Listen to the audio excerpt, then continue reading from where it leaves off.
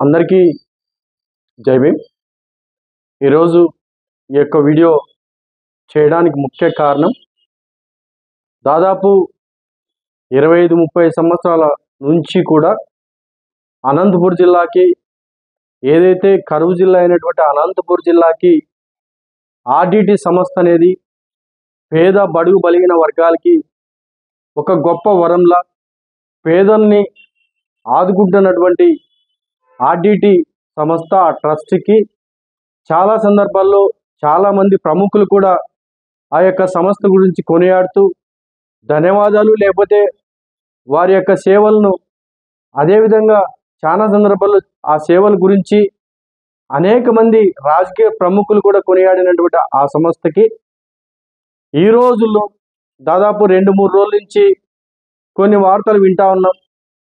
చాలా బాధాకరం, చాలా శోచనీయం ఇటువంటి సంఘటనలు.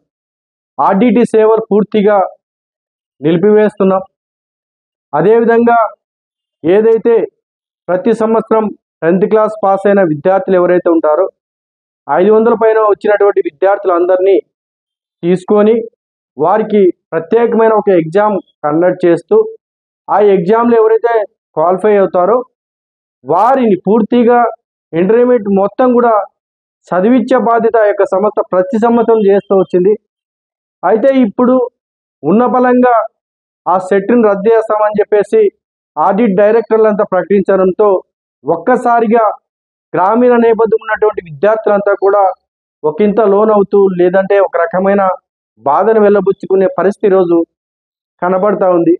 అదేవిధంగా ఇదే ఆర్డిటి సంస్థ దాదాపు గతంలో మొట్టమొదటిసారి విన్సెంట్ ఫెర్రర్ గారి ఆధ్వర్యంలో ప్రారంభమైనప్పుడు చాలా ప్రాంట్గా, లేదా ప్రజలకు అందుబాటులో గ్రామ స్వరాజ్యాన్ని తీసుకురావాలి, గ్రామ స్వరాజ్యం ద్వారానే ఏదైనా సాధ్యం, ఏదైనా అభివృద్ధి అనే ఒక నమ్మకంతో విన్సెంట్ ఫెర్రర్ గారు మొట్టమొదట గ్రామీణం నుంచే మొదలుపెట్టారు. గ్రామీణంలో లేదా ఆ గ్రామాల్లో ఏ విధమైన సదుపాయాలు ఉండాలి, మనం ఏ విధంగా పనిచేస్తే మనకి ప్రజలకి మరింత మెరుగైన సౌకర్యాన్ని కల్పించేస్తున్న ఉద్దేశంతో విన్సెంట్ ఫెర్రర్ గారు ఎంతో సంకల్పంతో, ఎన్నో ఆలోచనలతో ఆ యొక్క సంస్థ స్థాపించడమే కాకుండా ప్రతి గ్రామంలో కూడా ఒక ఆర్డిటి స్కూల్ని ఏర్పాటు చేస్తూ, ప్రతి గ్రామంలో కూడా ఆర్డిటి సంఘాలను ఏర్పాటు చేస్తూ, ప్రతి గ్రామంలో కూడా ఎవరైతే చైతన్యంతో కూడిన విద్యార్థులు ఉంటారో వారే తీసుకొని ఆ సంస్థ ద్వారాగా నడిపించుకుంటూ లేదా చదివించుకుంటూ ఒక స్థాయికి తీసుకెళ్తున్న సందర్భం.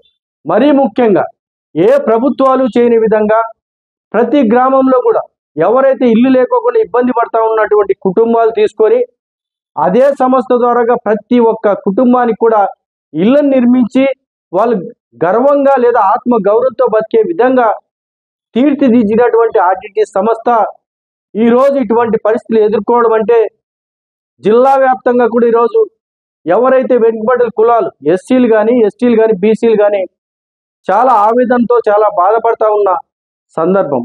అదేవిధంగా ఎవరైతే మాన్సో ఫెర్రర్ గారు బాధ్యతలు చేపట్టిన తర్వాత ఏదైతే స్టేడియాలు డెవలప్ చేస్తూ క్రీడారంగంలో ప్రతి ఒక్కరు కూడా ముందుండాలి, క్రీడారంగాన్ని ప్రోత్సహించాలనే ఉద్దేశంతో ఇంటర్నేషనల్ స్థాయి క్రికెట్ టోర్నమెంట్ కూడా ఇదే అనంతపురం ఆర్డిటి స్టేడియంలో కూడా నడిపించినటువంటి సంగతి. ఈ విధంగా కొనసాగుతున్నటువంటి ఆర్డిటిలో ఏదైతే కేంద్ర ప్రభుత్వం, బీజేపీ ప్రభుత్వం ఉన్నపలంగా కొంతమేర అవకతవకలు జరిగాయి, సరిగ్గా సక్రమంగా నడవలేదు, ఈ యొక్క సంస్థ మిస్లైడ్ చేస్తూ ఉందని చెప్పేసి దాదాపు 1 year 2 years నుంచి కూడా ఇదే కొనసాగుతూ వస్తూ ఉంది. అయితే నిజంగా ఒకవేళ మీరు అనుకున్నట్టు జరిగి ఉండొచ్చేమో, జరిగి ఉంటే నిజాలు వెంటనే తేల్చి తర్వాత ఏదైనా ఫైన్ రూపంలో ఏదైనా వేసేసి తర్వాత ట్రస్ట్ని మీరు లేదా మీ ఏదైతే ప్రభుత్వం ఉందో ప్రభుత్వ అధీనంలోకైనా తీసుకొని సరే ఆ యొక్క సంస్థను నడిపిస్తే ఎంతో కొంత ప్రజలకు కానీ లేదా పేదలకు కానీ ఉపయోగపడే విధంగా. లేదు, మీరు ఈ విధంగా నాచుకుంటూ ఉన్న బలంగా ఇబ్బందులు పెట్టి ఆ అకౌంట్స్ మొత్తం సీజ్ చేస్తూ ఏదైతే విదేశాల నుంచి రావాల్సినటువంటి రెన్యువల్ కార్యక్రమాలు ఉంటాయో ఆ ట్రస్ట్కి వాటిని నిలిపేయడం వల్ల పూర్తిగా ఇబ్బంది పడేది కేవలం ఎస్సీలు, ఎస్టీలు, బీసీ పిల్లలు యొక్క వర్గాలు మాత్రమే ఇబ్బంది పడే పరిస్థితి వస్తుంటుంది. దయచేసి గౌరవ ముఖ్యమంత్రి నారా చంద్రబాబు నాయుడు గారికి, డిప్యూటీ సీఎం పవన్ కళ్యాణ్ గారికి, ఐటీ శాఖ మంత్రి నారా లోకేష్ గారికి, భారత ప్రధాని నరేంద్ర మోడీ గారికి విజ్ఞప్తి చేస్తున్నాం. సార్, మేము ఈ యొక్క సంస్థ ఉండబట్టి ఎంతో కొంత ఎస్సీ ఎస్టీ బీసీలు చాలా రకాలుగా కూడా అభివృద్ధి చెందడమే కాకుండా ఈరోజు చదువుకొని మంగ్లీ లాంటి వ్యక్తులు సింగర్గా హైదరాబాద్ నగరంలో స్థిరపడినారంటే కూడా కేవలం ఆర్డిటి సంస్థ. ఈ విధంగా అనేక మందిని యొక్క సంస్థ ప్రోత్సహించు ముందుకు వెళ్తూ ఉంది. వీటిని మీరు ఏదైనా కరెక్షన్ చేయాలా, లేదా కరెక్షన్స్లో ఏమైనా ప్రాబ్లం ఉంది, లేదా వీళ్ళు చేసే కార్యక్రమాలు తేడాలు ఉన్నాయనుకుంటే వారు సవరించి సరిదిద్దాలి తప్ప ఈ విధమైన చర్యలు తీసుకోవడం వల్ల, రెన్యువల్ కార్యక్రమాలు ఆపడం వల్ల పూర్తిగా ట్రస్ట్లో పేదలు అనేక మంది ఈరోజు బత్తలపల్లి ఆర్డిటి కానీ, లేదంటే కళ్యాణదుర్గం ఆర్డిటి ఒక హాస్పిటల్స్ ఉన్నాయి. ఈ హాస్పిటల్ ద్వారాగా అనేక మంది సేవలు పొందుతూ ఎవరైతే పేషెంట్లని ఒక కుటుంబంలో తీర్చిదిద్దుతున్నటువంటి ఈ యొక్క ఆర్డిటి హాస్పిటల్స్ కానీ, ఈ విధంగా చెప్పుకుంటూ పోతే అనేక సేవా కార్యక్రమాలు, ఈ సేవా కార్యక్రమాలన్నీ ఒక్కసారిగా ఆగిపోవడం అనేది చాలా బాధాకరం. దీనివల్ల ఎవరైతే పేదలు మాత్రమే ఈరోజు చాలా రకాలుగా వెనుకబడి ఇబ్బంది పడే పరిస్థితి వస్తూ ఉంటుంది.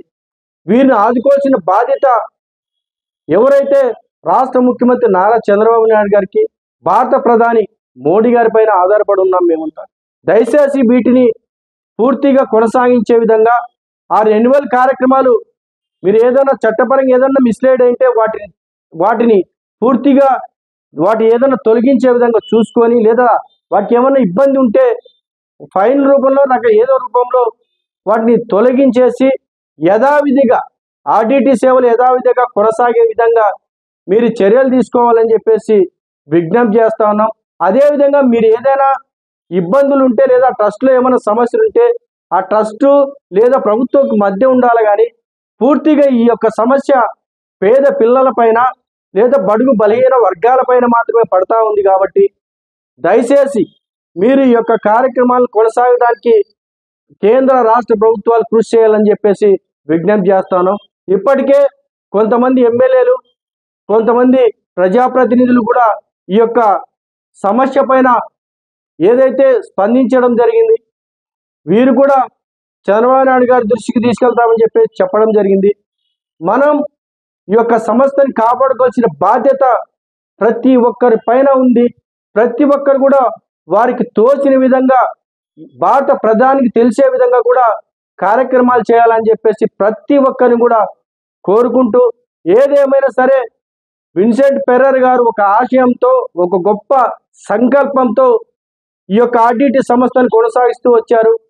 ఇప్పటికైనా పేద పిల్లల భవిష్యత్తుతో ఆడుకోకుండా, పేదల భవిష్యత్తు ఆడుకోకుండా తగు నిర్ణయాలు తీసుకొని వారికి అండగా నిలవాలని చెప్పేసి ప్రతి ఒక్క ప్రజాప్రతినిధిని, అదేవిధంగా భారత ప్రధానిని లేదా రాష్ట్ర ముఖ్యమంత్రి గారిని వీరందరినీ సవినయంగా మనవి చేస్తూ, కార్యక్రమాలు, నిరసన కార్యక్రమాలు ఏదైనా ప్రభుత్వాన్ని తెలిసే విధంగా చేయాలనుకుంటే శాంతియుతంగా ఎవరు తోచిన విధంగా వాళ్ళు వీడియోలు చేస్తూ కానీ, లేకపోతే వారి యొక్క నిరసన తెలియజేసిన ప్రతి ఒక్కరిని మనవి చేసుకుంటూ, జై భీమ్, జై హింద్.